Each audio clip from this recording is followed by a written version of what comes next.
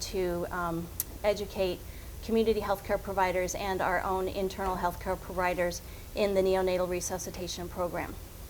So what we're going to talk about today is NRP in action.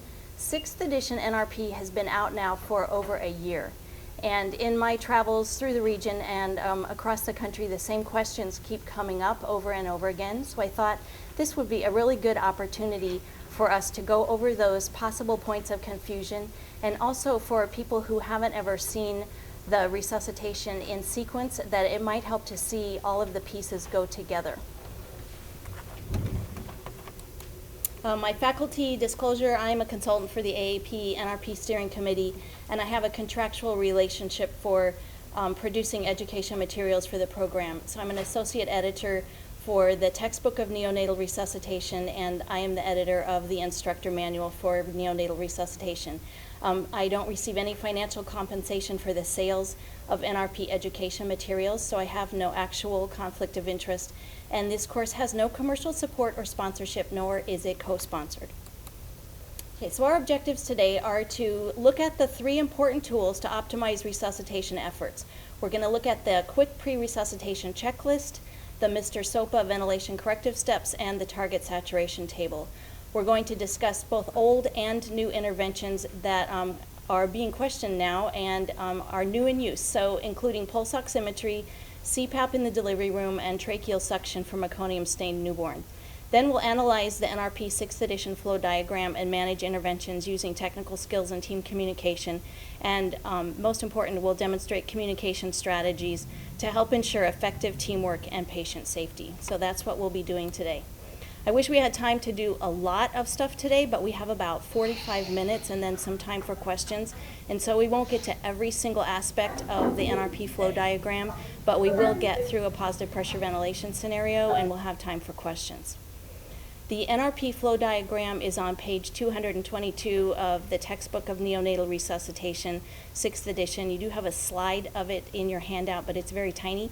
So if you're not familiar with the flow diagram, you can go to page 222 and follow along. This is the flow diagram. For those of you who are NRP veterans, you probably notice that down the left-hand side we have the birth, the 30-second, and the 60-second mark. In previous editions, we had a 90-second mark to indicate when chest compressions should begin if baby's heart rate is still low. That 90-second mark is gone in 6th edition because the emphasis in 6th edition NRP is on establishing effective ventilation. You can't do chest compressions until you have effective ventilation. And effective ventilation is defined by bilateral breath sounds and chest movement. So if you can't get bilateral breath sounds and chest movements, the baby will die before you can move on to anything else. So ventilation is the most important thing for neonatal resuscitation. This is also a new concept for 6th edition. In 5th edition, we knew that preemies needed pulse oximetry to titrate the oxygen concentration.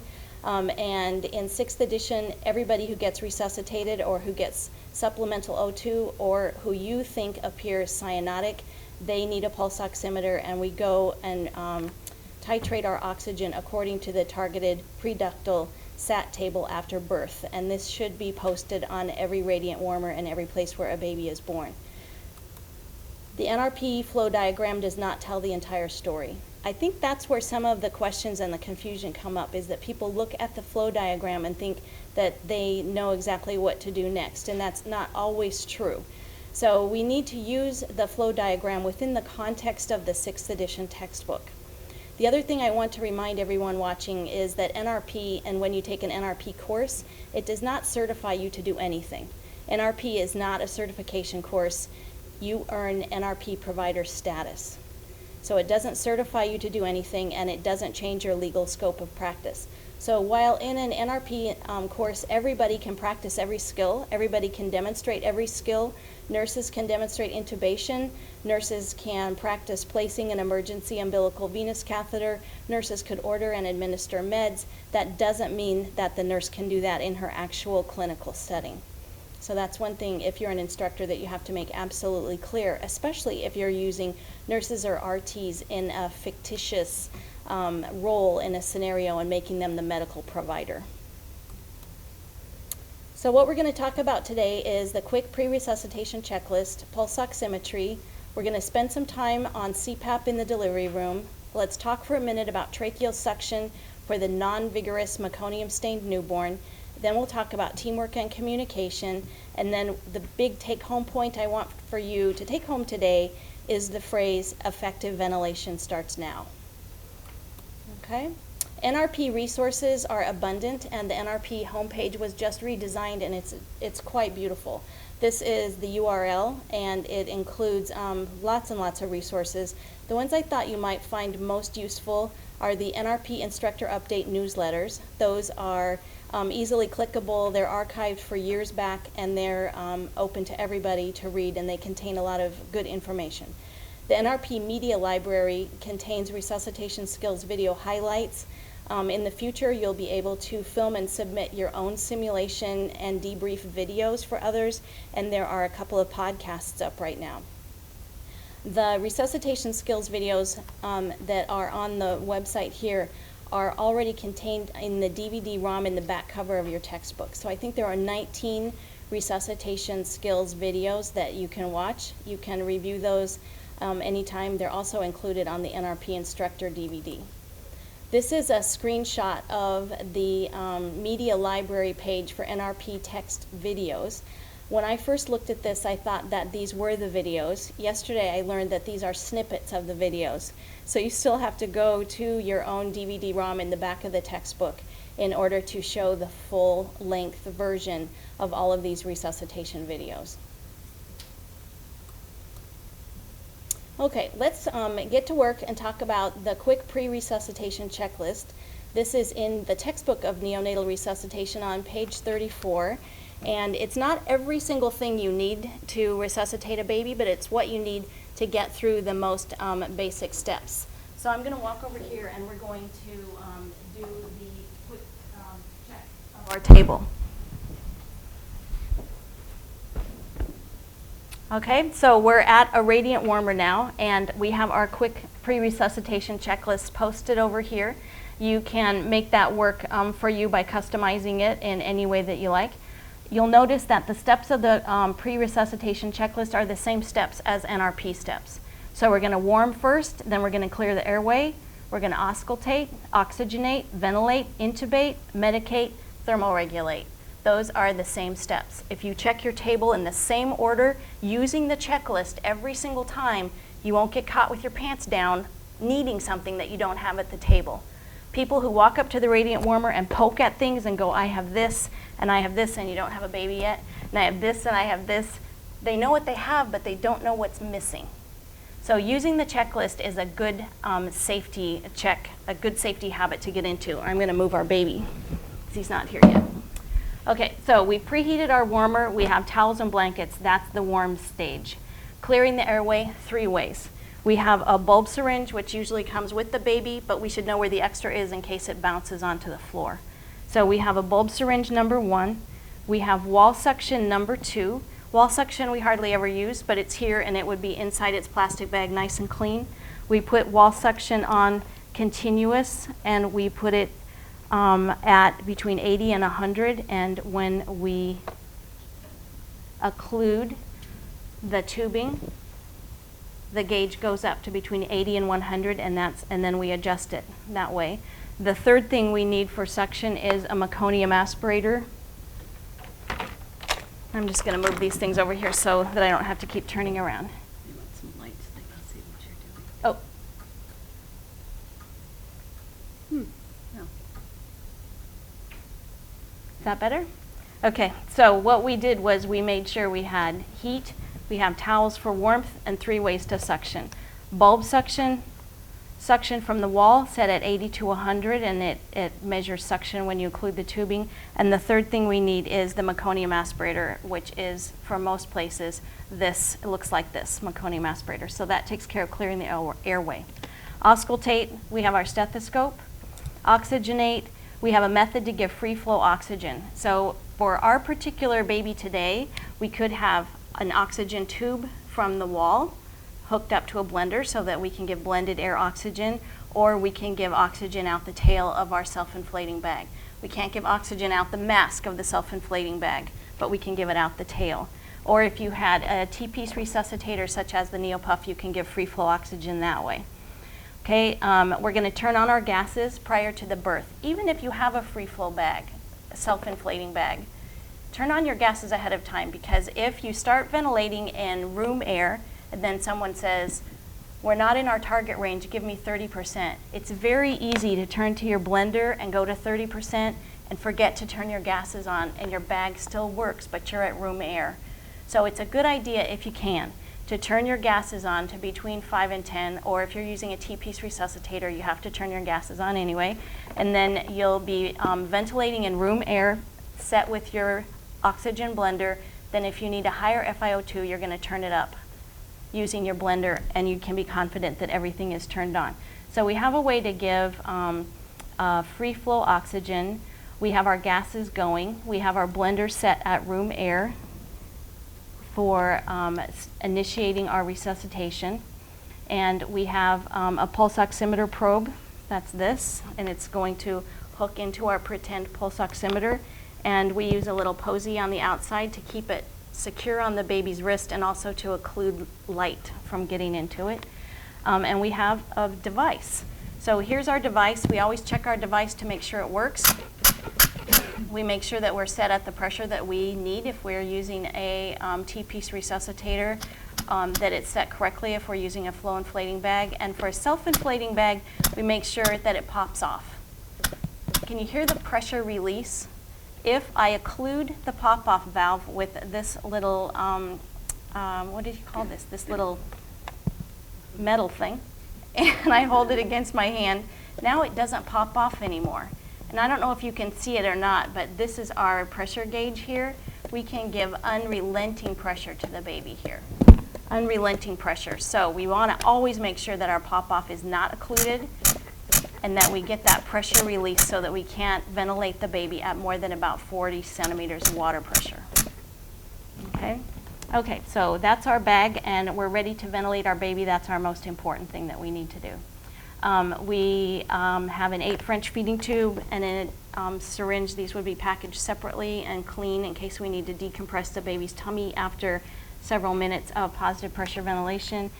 And let's see, do we forget anything else? Okay, so that takes care of ventilation. Then for intubation, we have a laryngoscope. We have a laryngoscope with a light that is bright white and screwed in tight. Okay, we have a size 0 blade and a size 1 blade. Most people use a size 0 for almost every baby. We have a ET tube of various sizes, and we have a stylet. If we needed to use this, we would open the package for our ET tube, leave it in the package to keep it clean, insert our stylet, making sure that it doesn't go all the way to the side hole down here, because you don't want anything sharp to perforate your baby's airway.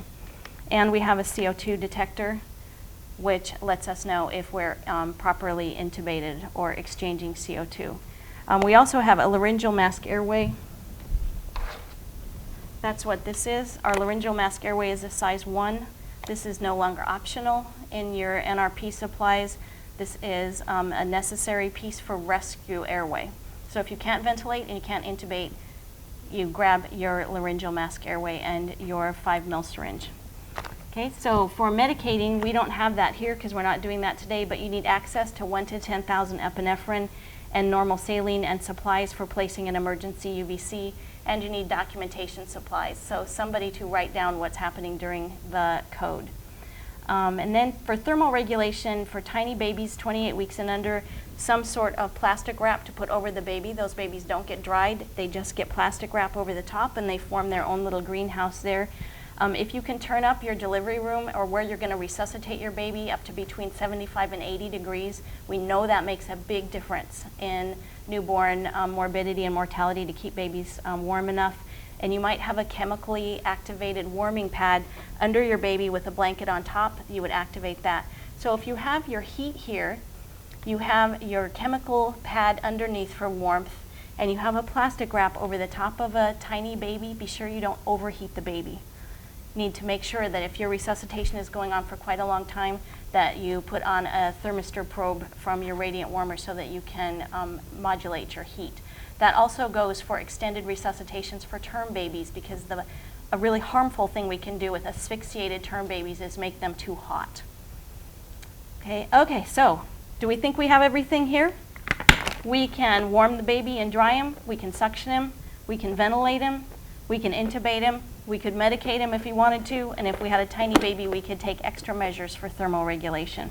So I think we have everything here, and we would be ready to resuscitate this baby. And as I like to tell people, if you have all these things and you know how to use them, you have good communication skills and an assistant who can help you, this baby can't hurt you. You will do the very best that you can do, and it's going to go well as it could possibly go. Okay? Some people fear resuscitation, and actually it's an opportunity to use your skills. And babies are so responsive to ventilation that most of the time, if you get a limp, blue, not breathing baby and you bring him to the warmer, you dry him off and you ventilate him, within 6 or 8 breaths, he recovers and you're the hero. That is a good day. That's a really good day. And that is the fun of neonatal resuscitation. Okay? All right. Let's see where we are.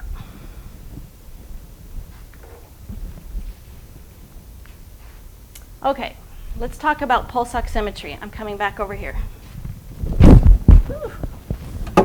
We're going to use pulse oximetry when resuscitation is anticipated. So if you know you have a sick baby coming or a baby that'll be compromised, you have pulse oximetry ready to go. When the baby receives positive pressure ventilation, he needs a pulse oximeter. When central cyanosis is persistent and it's not going away, apply a pulse oximeter and see where he is. To confirm your perception of cyanosis. So if you think he's cyanotic, we know that the visual perception is terrible, so we put on a pulse oximeter to make sure that we know what the baby's oxygen saturation actually is.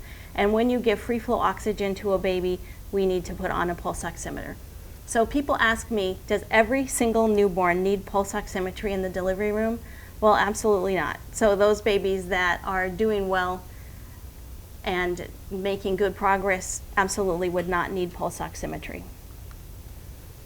So we're going to use the target saturation table to titrate the amount of supplemental oxygen we're going to give to the baby. We have to know the newborn's age in minutes, which puts some importance on pushing the APGAR timer at the time that the baby is born. We need to know to apply the oximeter probe to the newborn's right hand or wrist. That's the preductal measurement, so right hand or wrist. We need to know that we're getting a reliable signal from the pulse oximeter. So when the pulse oximeter goes on, you need to look at the waveform and validate that the heart rate the baby has is the same heart rate that the pulse oximeter has. And then we need to interpret the table correctly. And to do that, we need to know how old the baby is, and we need to make sure that we're looking at the right line on the table. Pulse oximetry and an oxygen blender should be available for every birth. This is called respiratory therapy on a stick. And this photo came from Swedish Medical Center in Seattle. It was such a nice one. The AAP asked permission to use it, and it shows the air and the oxygen tanks on a rolling pole with the oxygen blender, a PPV device, and the pulse oximeter all on the same pole. So if you don't have access to the air, oxygen, pulse oximetry in every single delivery room, which many community hospitals don't, you can put RT on a stick outside every 3 or 4 delivery rooms, whatever your policymakers decide is safe. When you're expecting a baby that might need positive pressure ventilation or oxygen, roll the RT on a stick in to where you can get to it. If you're surprised by a baby who needs ventilation, then somebody will know where to get this and roll it in while you're proceeding with the resuscitation. Okay, so now we're ready to plan and prepare for the birth. So we've done our equipment check and we know where things are and they're placed in a place where we can get to them. These are the questions that we ask or that the OB provider tells us before the baby is born. What's the baby's gestational age? Is the amniotic fluid clear? How many babies are there? And are there other risk factors? And usually that's the reason that you're there. Then you need to ask yourself, based on what I've just heard and what I'm expecting, do I need more equipment or do I need more people? Okay? All right, then we have to decide when the baby is born if the baby can go to his mother or does he need to come to the warmer for initial steps. And we ask ourselves, is the baby term, tone, and breathing? Does he have Does he look like a term baby, and is that what we expected? Does he have muscle tone? Is he flexed? Is he moving around? And is he breathing? If all three answers are yes, then the newborn can go to his mom. We have to remember that not every mom wants a wet newborn on her chest. And so we have to clear that with the mom before we plop the baby up there on her chest. If the baby is term, has tone, is breathing, and is covered with meconium, he can still go to mom's chest. Mom may want baby wiped off before he goes there. Or if mom is having other issues, she might not be ready to accept the baby on her chest. And so you need to play that one by ear. We don't use a bulb suction on a baby who has no obstruction to breathing and does not need positive pressure ventilation. So that's a tough one if you're a nurse who is as old as I am, and we were taught to intervene, that every single baby that comes to us gets bulb suctioned mouth and nose. We don't do that anymore. Baby's first oral experience should be the breast, and we're not going to stick the bulb down the baby's mouth and nose. Babies don't like it, and babies usually don't need it. Okay, so babies that need initial steps and get resuscitated do get their mouths and nose suctioned, but babies that are not having trouble, that are staying with their mom, we usually don't put the bulb syringe in their mouth or nose. Okay, Meg and I are going to act out at least 3 scenarios today. I think that's what we'll have time for, and these are our ground rules for today. Meg and I are going to ask Sarah about breathing, heart rate, and tone, and color if that's appropriate, but we don't really care if babies are blue at birth anymore because we know that that's normal. The heart rate and the oxygen saturation will appear on the screen once the pulse oximeter is applied. If we forget to put it on, then we don't get that reading. We're going to talk loudly, and we're going to say everything that we're thinking and doing so that you know what's going on, and so does the person who is controlling the mannequin's physiology. Meg and I will work in real time as much as possible. However, if I think something has come up that's important, I'm going to stop and point it out. So it's not an actual real-time blast through at resuscitation, and we'll go through it slowly if we think that that's important. And then we don't want to have any laughing or aside conversations during the scenarios. Okay, so Meg, do you want to take your place? So scenario number 1, I am going to go over, and I'm sort of playing a dual role here. So Meg is giving birth. She's going to be the mom first time. And I am catching the baby, and then I am going to assess the baby for his need to be resuscitated. We're using a traditional mannequin today, but we are using the SimNewbie software to do the heart rate and the pulse oximeter if we need it. So I'm going to move over here, and I've already checked my equipment, and I'm going to ask my OB provider, is the baby term? Baby is term. Okay, the baby's term. Is the fluid clear? The fluid is clear. So the fluid's clear. How many babies are there? There is 1. 1 baby, that's good. And other risk factors? I called you here because of a precipitous delivery. Okay, so Meg is giving birth, and she's giving birth fast, and that's why I'm here, and my sole responsibility is the infant. Okay, so here's our baby, and put him somewhere where we can't see him. Okay, there he goes. Oh, no, the other one. That'll be a tough delivery. Yeah, we don't want to breach No. vaginal delivery here. Okay, so I need a blankie. Tip your microphone up a little bit. I said tip it up a little bit. There you go. Is that better? There you go. Okay, so the baby is about to be born, and I'm going to be 2 places in one time for a second. I'm going to start my APGAR timer because now the baby is born. Okay, so baby's born. What do we want to know about this baby? Is he term? Does he look term? Yes. Does he have tone? He has tone. Yes. Is he breathing? He is breathing. He's breathing. Wah, wah. Can this baby go to his mom? Yes. Okay, so the cord has been clamped and cut. Baby goes to mom, and the nurse's role is to dry the baby off, make sure that baby's breathing and getting better moment to moment. So babies can get away with a lot in their first few minutes. They can cough and choke and be tachypnic. They can have a big murmur. They can grunt. But overall, he needs to be getting better moment to moment. And I would like to encourage you to slide your fingers in for every birth and feel an umbilical pulse. If you get good at feeling an umbilical pulse at every single birth, then it won't be a new skill for you when you have a compromised baby put down in front of you. Okay, so there's our 1-minute APGAR timer. I'm looking at my baby. He looks good. He's turning pretty pink. I would encourage Meg to do skin to skin if she wants to do that. And baby's going to stay toasty warm on her chest with a warm blanket over her. And as a nurse, I can do lots of things for the baby here. I can do a quick physical assessment just visually to make sure that there's nothing out of place that I'm worried about. I can do heart rate, do breathing. I can do an axillary temp. I can even do vitamin K and eye care if mom has the baby past 30 minutes or so. Okay, so baby looks good. Mom can keep baby. Mom can nurse baby. This is mom's moment. All right, and then if I could just pass on something that's completely not NRP. When it's time to weigh this baby, could you please weigh the baby prone on the scale? When we put babies on their backs on the scale, they're used to being contained, and they freak out when you put them on their backs, and they pee all over the room, and they cry, and it takes the scale a long time to measure weight. If you put the baby prone, he's not so afraid, he's nice and contained, the scale measures quickly, and it's a much more humane process for the baby. Okay, that's just a little sidebar. Okay, so this baby's doing great. We got through that baby? Okay, all right, let's put baby over here. All right.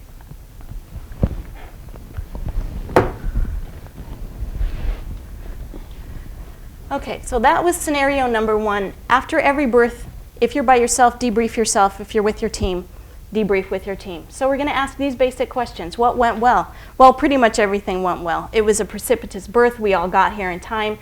Baby was born, term, tone, and breathing. Didn't need any assistance. Went to mom. What could have gone better? I think it went pretty well. I don't have any complaints about this particular birth. We'll talk about NRP behavioral skills in a minute. What did we learn? We learned that moms still have babies vaginally, and it can happen very fast.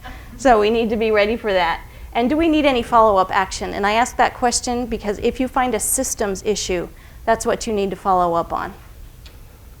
Okay, these are NRP key behavioral skills. There are 10 of them, and they're listed on your slides. And we look at these after every delivery, and we should give an example of a couple that we have used.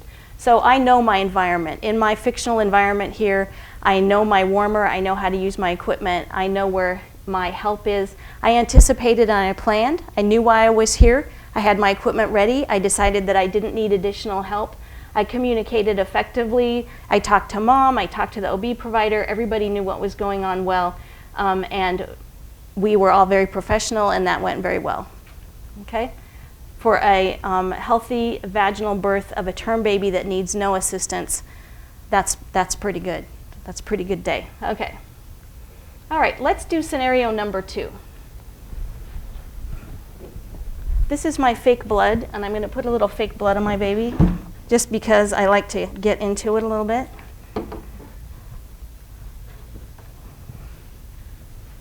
I don't know what to do with this. There you go. All right. So Meg is going to have this baby again. Okay. Okay, as baby is being born, I've already checked. I'm going to ask, is the baby term? The baby is term. Yes, baby's term. Is it clear fluid? Yes. How many babies? 1. 1 baby again. Risk factor? Precipitous labor. Precipitous birth again. Okay, but this time it'll have a little twist. Do I need additional equipment? No. Do I need extra people? No. We've been here before. We are feeling confident about this. Okay? Okay, so baby is born with a blanket on. Baby is born. And what do we want to know? We want to know, is he term? Yep, he looks term. That's what we were expecting. There's no surprises here. Does he have tone? Yes. Yes, he has tone. And is he crying? Yes, he's crying. Okay, he's crying. So he can go to mom. He goes to mom. We dry him off. We don't need to suction his mouth and nose because he's doing great. We slide a hand in. We check an umbilical pulse. I'm getting a pulse that sounds like this. Okay, so we know our heart rate is great. My baby is very blue, though. Can you give him some oxygen or something? He's really blue. Okay, so time out for a second. Somebody in the room says, this baby is really blue. Give him some oxygen, because we're nervous when babies stay blue. Okay, so instead of saying, we don't do that anymore, which is not a team thing to say, and if an OB provider said, give him some oxygen, and I said, we don't do that anymore. It doesn't build the team spirit. So what we're going to do is we're going to acknowledge, we're going to inform, and then we're going to monitor. This is what we're going to do. Okay, so we acknowledge and we say, yes, this baby is still really blue. Before giving oxygen, we're going to hook him up to a pulse oximeter to check his saturation. He can be allowed up to 10 minutes before he turns pink and he's saturating in the 90s. So we don't worry about blue babies like we used to, and we treat oxygen very carefully and we use it judiciously. So if your pulse oximeter reaches to the mom, you can check pulse oximeter with the mom here. This one doesn't, and so I'm going to tell mom, your baby is blue, and we're going to check him, and then we're going to bring him right back. Okay, so here he is on the radiant warmer. Here's the pulse oximeter, which I'm going to put around his right wrist. Pulse oximeter is on. I make sure I have a good signal. The heart rate on the pulse ox is the same as the heart rate on my baby. My baby is just hitting 2 minutes old, and I look at the SAT table. And at 2 minutes old and a SAT of 79, baby's doing great because my range is 65 to 70. So does this baby get free flow O2? No. Okay, so this baby's fine, and we're going to continue to monitor him and make sure he makes good progress. Okay, let's do a different scenario. Now the baby is 2.5 minutes old. He has a good heart rate. He's moving around. He's breathing. He's a little dusky to my eyes, and so I check him, and his saturation is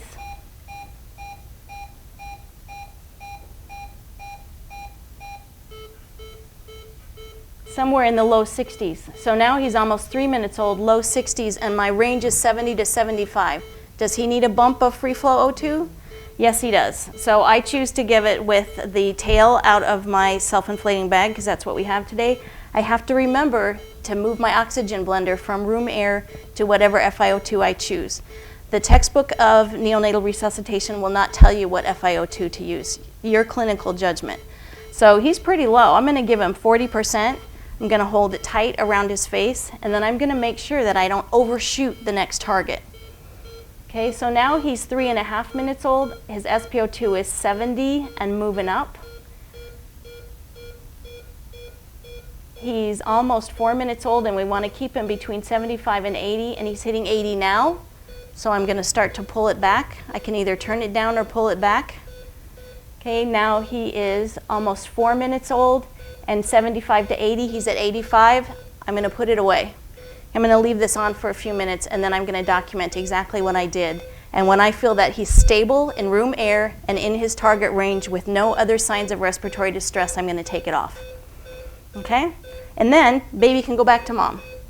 Okay, and if your pulse ox reaches, mom can have the baby, or a partner can have the baby, whoever is here. There's no reason for this baby who's doing well to stay separated from his parents. Okay? All right. So that's what we do when somebody says, give this baby oxygen. We acknowledge, we inform, and we monitor. Okay, what went well?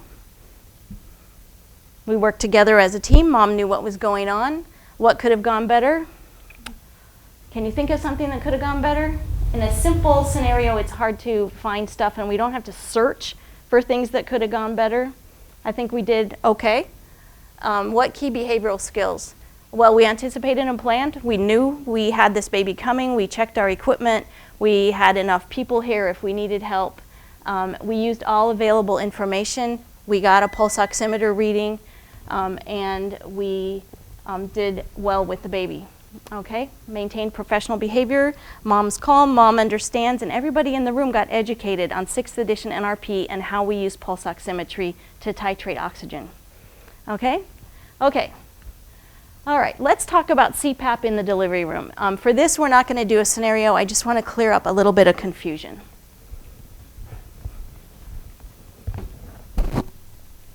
So CPAP in the delivery room is covered in the NRP instructor update of spring-summer 2012. Came out a few months ago, and you can find that online if you like. Most often, CPAP is used as respiratory support for preterm infants in the NICU. But for a term baby in the delivery room, or a preterm baby who is born and has labored breathing, grunting, retracting, or persistent hypoxemia, you might want to consider CPAP. In order to put CPAP on the baby, the newborn must have spontaneous respirations and a heart rate above 100. So this is not a baby who is apneic and doing poorly. This is a baby who is breathing, but he's grunting, and he has a heart rate over 100. So all the studies about CPAP in the delivery room have been done with preterm infants, and there's no evidence to support or refute CPAP in the delivery room with a term infant in respiratory distress. But we've all been there, and we know that sometimes those big term babies that emerge and then are still grunting at 5 minutes of age, if we give them a little CPAP, it opens up their alveoli and they do better. Okay, but we have to use CPAP judiciously. We consider it on a case-by-case basis, and in the term infant with normally expanded lungs, CPAP can cause an air leak, a pneumothorax, which will put you into a middle of a more complex resuscitation that maybe didn't need to happen. So in order to give CPAP, you can't give CPAP with that self-inflating bag over there. You have to have a T-piece resuscitator or a flow-inflating bag. You have to use skill to deliver CPAP. You need to know where to put the CPAP, how much to use between 3 and 6, and you have to know how to get a good seal on the baby's face. You need resources to treat a pneumo in case that happens. You need to use oximetry to guide oxygen use. And then after you've had a few minutes of CPAP in the delivery room, if the baby is still grunting and goes to the nursery, you are now post-resuscitation. And if a medical provider has not been involved up to this point, according to your protocol, of course you need to notify a medical provider that you have a newborn in respiratory distress in the nursery. Okay, does that make sense to everyone? Okay, so the spirit of CPAP is for those late preterm babies, and we want to try to avoid intubation. But for the term babies who are grunting, if you're skilled and if you have resources to treat a pneumo, you can try that. Okay, let's talk about tracheal suction for the non-vigorous meconium-stained infant. So I've had people say, I've heard we don't have to do this anymore, which is not true. 6th edition NRP says you will do it. And so we have a vigorous baby who has strong respiratory effort, muscle tone, and a heart rate greater than 100. But if he's not vigorous, we're supposed to intubate his trachea, use an aspiration device to suction and withdraw the tube. If no meconium is recovered, we usually don't repeat the process. If meconium is recovered below the cords, then the decision is made to repeat the procedure depending on heart rate. So if your baby is very bradycardic at that point, you would probably not repeat the procedure. So why do we still do this? The international community has decided not to continue this. The American Heart Association has decided that we will continue to suction the cords of the non-vigorous meconium-stained baby because we don't have enough good evidence to stop doing it. We don't have good evidence to keep doing it, but it doesn't make any sense to stop doing it with equally poor evidence. And so we need to give it another few years so that we can get some good evidence behind either maintaining that procedure or letting go of it. If attempted intubation is prolonged or if you can't get the tube in, especially if the baby's bradycardic in this situation, then move on. So we don't want to have multiple intubation attempts for a depressed meconium-stained baby. If you can't get the tube in, move on. Okay, and those guidelines are in the back of your textbook of neonatal resuscitation in the AHA guidelines on page 306. Okay, teamwork and communication are critical to successful resuscitation, and we know that teamwork is just as important to resuscitation as our technical skills. We use those NRP key behavioral skills, which we've already talked about. They came from the Center for Advanced Pediatric and Perinatal Education, also known as the CAPE, at Stanford University, and I think they work pretty well for us. I've also had people ask about team steps in NRP. So how many people here use team steps? Okay, some of you do, and Team Steps is growing across the United States, and it works really well with NRP. It's a system of communication and teamwork that healthcare professionals use. It was developed by the Department of Defense Patient Safety Program along with AHRQ. I gave you the URL there where you can go and look it up. And then on page 102 of the instructor manual, I put in a table of the NRP behavioral steps, and I combined it with Team Steps concepts. So you can see how the NRP behavioral skills and the Team Steps concepts coalesce, and they work really nicely together. These are the ones that are used most often, and you'll hear Meg and me using these as we get ready for our next resuscitation.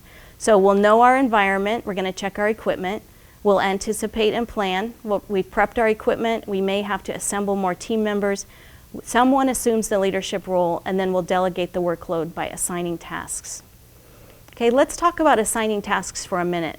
I think this is something that we don't do often, especially if you work in a community hospital and you've worked with the same people for 30 years. Maybe you think you don't need to talk about this, but it really helps to prevent duplication of tasks and things don't get forgotten. So you'll hear me talking to Meg. I will say I am the leader. So someone has to declare leadership at the resuscitation.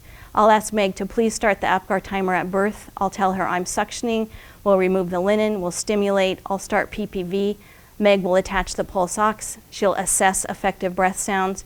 And then if I can't get effective PPV, I'll use my Mr. SOPA ventilation corrective steps. And when she sees effective ventilation, which is defined by bilateral breath sounds and chest movement, she will say, or I will say, effective ventilation starts now. Then we time 30 seconds of effective ventilation while monitoring heart rate and oxygen saturation.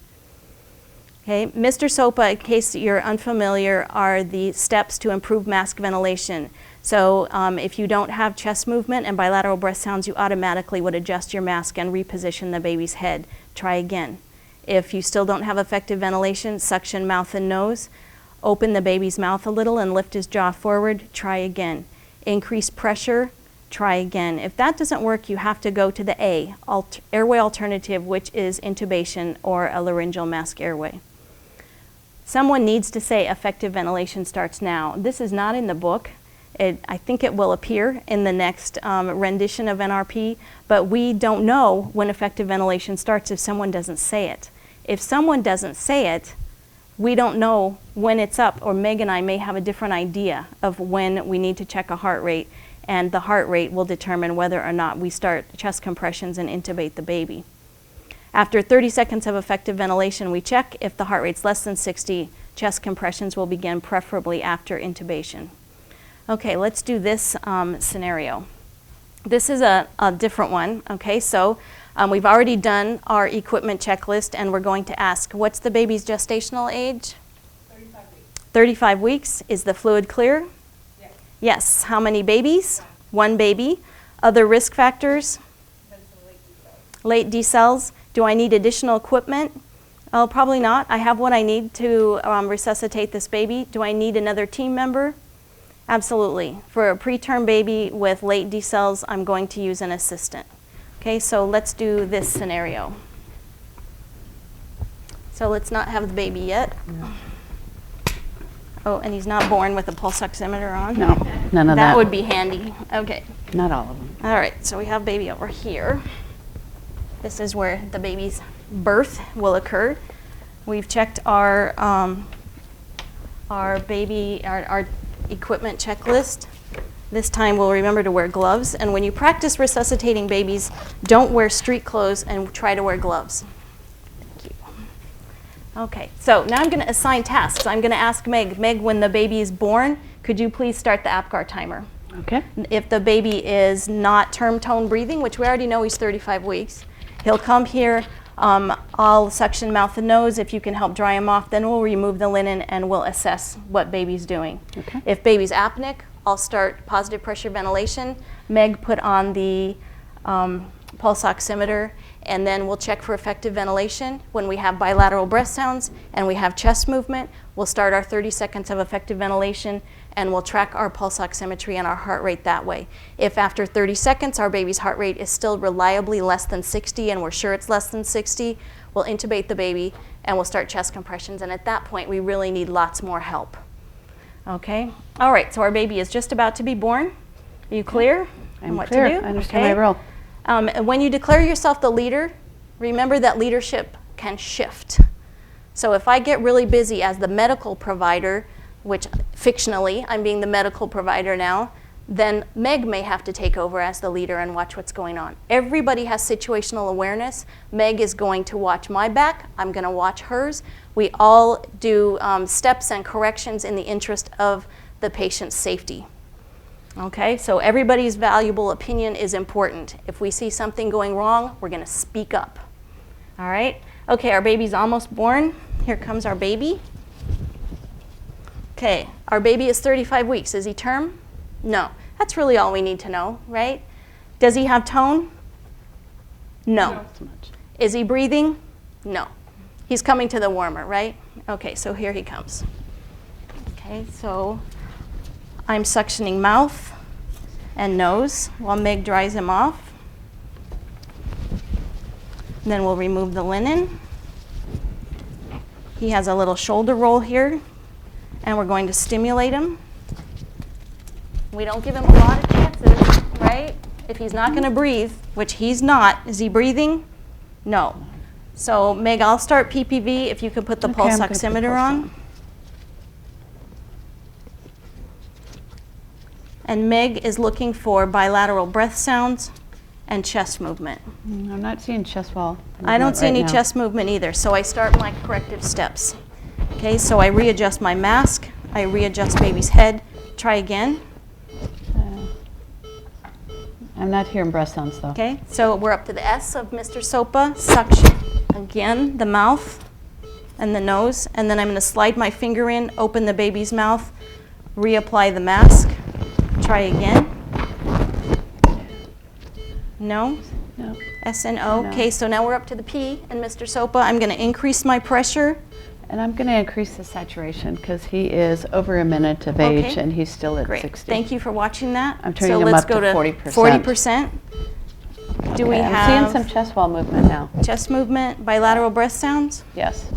Okay, bilateral breath sounds. So effective ventilation starts now. By the clock, 30 seconds. Baby's still bradycardic with a heart rate of 93, SpO2 of 64, and movement in 40%.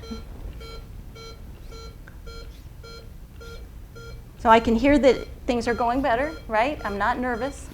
If I was at 20 seconds and baby was showing no improvement, I'd be mobilizing for my next steps. Hey, baby's doing better. Heart rate's over 100. He's starting to take his own breaths now. Meg, if you would stimulate him a little bit, see if we can get him to cry. He is 2 minutes old now, and his SpO2 is at 81%, so we've overshot. I'm gonna take this off, and we're gonna see how he does. Continue to stimulate him. Oh, yay. Okay, he's crying. That's good. He's crying, and we're going to update parents on what's going on. Baby looks good. This baby got positive pressure ventilation, so he will go to the nursery for observation. But if he keeps looking this great, he can visit with his mom. Okay. And all this happened in 2.5 minutes. Yes, So. 2.5 minutes. It goes very fast. We don't waste any time. So remember, if you have a baby on the table, he's been stimulated, his airway is clear, and he's not breathing, ventilate. The longer you put off ventilation, the more complex your resuscitation gets. Okay? All right, thank you, Meg. All right, so now we would debrief. Where did I put my thing? Okay. Got it. Okay, so Meg and I would just quickly talk about this. What went well? I think we had a plan. We had our equipment checked. We were able to communicate. We were able to adjust saturations and oxygen content as needed. Okay, so let's take a look at what that was. We anticipated and planned. I assumed the leadership role. Meg was definitely allocating her attention wisely because she noticed the SAT being low before I did, so she turned up the O2. We used all the information that we had. We talked to each other. Each of us knew what was going on and what the steps were, so that was communicating effectively. And I thought we did pretty well with that. Okay, is there anything that we would have done differently? There was one thing I can't remember. Started what the it was. timer a little earlier. Oh, started the timer. Oh, and also I overshot the SAT. I wasn't watching closely enough, and in 40% I could have pulled back my O2 a little bit faster. Okay, what did we learn? We learned that we're pretty good at this, and that we ventilated the baby successfully, and we'll continue to do what we're doing.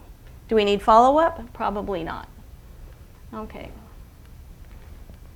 All right, let's talk for a second about chest compressions, and in the interest of time, I just want to demo chest compressions, okay? Go ahead. So when it gets time to do chest compressions for your baby, hopefully your baby will be intubated. Do you want to Okay. just do them, or do you want to do them in Let's change conjunction places. with bagging? Okay. Yes. So chest compressions, the preferred method is now the thumb method. Our baby has been bag mask ventilated for 30 seconds. We could tell his heart rate wasn't coming up. It's under 60 after 30 seconds of effective ventilation, so we're going on to intubation and compressions. If I wasn't ready to intubate, we would do compressions and ventilation, face mask ventilation, while somebody got stuff ready to intubate.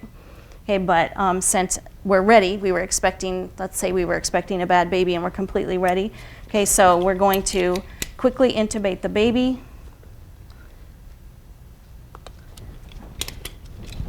Okay, oops, CO2 detector I forgot over there. Okay, so Meg hooks me up. I hold the mask and the bag. I ventilate the baby. Meg listens and confirms placement of the ET tube. I can see baby's chest going up and down. I have a change of color on my CO2 detector, but if baby was really poorly perfused, you wouldn't see that. Now we're going to start chest compressions. Okay, so Meg could start chest compressions this way. 1 and 2 and 3 and 3. 1 and 2 and 3 and 1 and 2 and 3 and breathe. 1 and 2 and 3 and breathe. More people are coming to help us, right? 1 and 2 and 3. Someone's going to put in an umbilical line, and we're in the way. 1 and 2 and 3. So Meg is going to move around to the head of the bed. 1 and 2 and 3 and 1 and 2 and 3 and. Okay, so one hand goes under. Whoops. Yes. There we go. It's a new technique for everybody, and it doesn't work 1 and 2 and 3 and. if you're doing face mask ventilation. The baby has to be intubated because now she has this space between the baby's cheek and the top of the bag to slide an arm under. So we're very comfortable here. We're both the same height. We're really short, so it works. So if you had a very tall person and a very short person, you would have to figure out. Drop your arm. Yeah, you'd have to figure out your best positioning. But the important part is to get away from the abdomen so that somebody can put in a line. Okay? And stiff arms don't give. Yes. Okay. It's ergonomically much more comfortable to give chest compressions from the head of the bed. Okay? So we've already talked about that. That's a picture of head of the bed compressions. If the heart rate is less than 60, we're going to think about, after chest compressions, we're going to do 45 to 60 seconds of those. If heart rate doesn't come up, baby needs lines and a med. Okay? 1 to 10,000 epi, it's so easy for neonatal resuscitation. That's our only med. 1 to 10,000 epi. You can try intratracheal administration of epi while you're placing the line. And there are 2 doses, 2 routes. So you have to be very, very careful not to make a med error. Okay? So while your line is in and you're giving your IV epi, I like to ask people how they're using their wait time. It may take up to 60 seconds for the baby's heart rate to respond to IV epinephrine. So if you're doing a simulation, a code in your hospital and people are waiting for the epi to work, I hope they're making use of that time. If you're the instructor who is responsible for increasing that heart rate after the IV epi goes in, wait 45 to 60 seconds and see what your team does with that time. They should be talking to each other. Okay, are we using 100% oxygen, which is the time that we crank up to 100%? Is the oxygen actually connected to the flow meter? Are we still intubated? Do we have bilateral breath sounds? Do we have chest movement? Or did we extubate at some point? Are we coordinating good chest compressions with ventilation? Is the person who is doing chest compressions at the head of the bed, is she tired? Most of the time from the head of the bed compressions and with babies, we don't get tired, but it's worth asking. And what are the next steps if this epinephrine doesn't work? Okay, so it shouldn't be a silent wait. People should be talking to each other. Okay, so this is what I want you to remember from today, that the NRP flow diagram shows the sequence, but you have to use the textbook to understand the context of where that flow diagram comes from. Use pulse oximetry and target SAT table to guide your use of supplemental oxygen. Remember to assign effective ventilation starts now to somebody, and be sure you say that so that you know when chest compressions might be needed or not. And then start using your NRP key behavioral skills to improve your team communication and your performance. Okay, and that ends our presentation for today. We have a couple of minutes for any questions that you might have, and I'm available by email if you have questions aside from that. I wish we would have had more time to do more scenarios. That would have been fun, but maybe we can do this again next year. Okay, thank you. Any questions from the audience? Okay, well, email me if you have questions or call me, and I'd be happy to answer your questions. Thanks very much for coming.